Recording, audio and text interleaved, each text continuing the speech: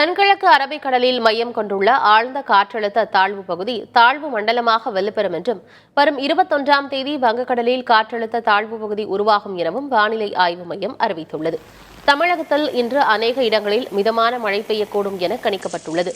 கோவை மாவட்ட மலைப்பகுதிகள், நீலகிரி, ஈரோடு, திருப்பூர், தேனி, தென்காசி, நெல்லை, கன்னியாகுமரி மாவட்டங்களில் இன்று கனமழை பெய்யும் என்று தெரிவிக்கப்பட்டுள்ளது. சென்னையை பொறுத்தவரை இடி மின்னலுடன் லேசானது முதல் மிதமானது வரையிலான மழை பெய்யக்கூடும் என கூறப்பட்டுள்ளது. நாளை தீபாவளி பண்டிகை கொண்டாடப்பட உள்ள நிலையில் செங்கல்பட்டு, விழுப்புரம், கடலூர், மயிலாடுதுறை, நாகை மாவட்டங்களிலும் திருவாரூர், தஞ்சை, புதுக்கோட்டை, ராமநாதபுரம், கள்ளக்குறிச்சியிலும் கனமழை பெய்யும் என கணிக்கப்பட்டுள்ளது. நீலகிரி, கோவை, திருப்பூர், ஈரோடு, கரூரில் நாளை கனமழை பெய்யும் என்றும் நாமக்கல், மதுரை, சிவகங்கை, விருதுநகர், திண்டுக்கல்லில் கனமழை பெய்யக்கூடும் என வானிலை ஆய்வு மையம் தெரிவித்துள்ளது. தென்கிழக்கு அரபிக்கடல் பகுதிகளில் 55 கிலோமீட்டர் வேகத்தில் சூறைக்காற்று வீசும் எனவும் வானிலை ஆய்வு மையம் எச்சரித்துள்ளது.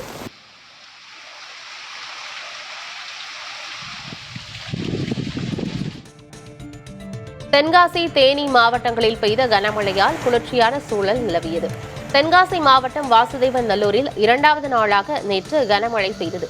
1 மணி நேரத்திற்கு மேலாக பெய்த பலத்த மழையால் கீழ பஜார் பகுதியில் குளம் போல மழைநீர் தேங்கியது. இதனால் வாகன ஓட்டிகள் மற்றும் பாதசாரிகள் கடும் அவதிக்கு ஆளாகினர்.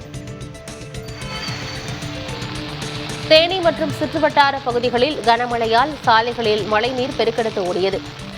ஆண்டிப்பட்டியில் 1 மணி நேரத்திற்கு மேலாக கனமழை பெய்தது. இதனால் தீபாவளியை முன்னிட்டு பொருட்கள் வாங்க வந்தவர்கள் சிரமத்திற்கு ஆளாகினர். விற்பனையும் மந்தமாக நடந்ததாக வியாபாரிகள் தெரிவித்தனர்.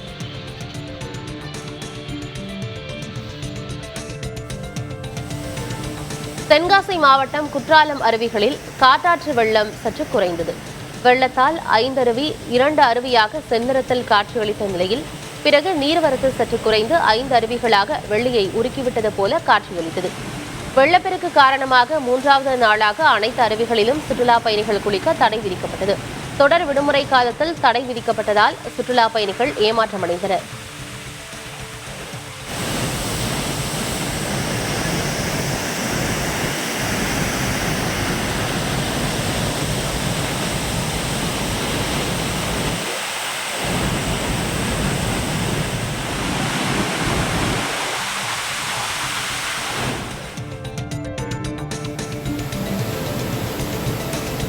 கேரள மாநிலம் இடுக்கியில் பெய்த கனமழையால் இயல்பு வாழ்க்கை பாதிக்கப்பட்டுள்ளது.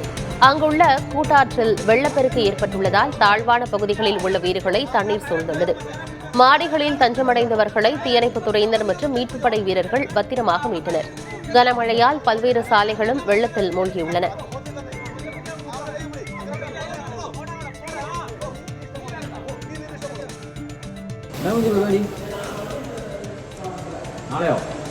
கேரள மாநிலம் இடுக்கியில் பெய்து வரும் கனமழையால் முல்லை பெரியாற்றில் வெள்ளப்பெருக்கு ஏற்பட்டுள்ளது.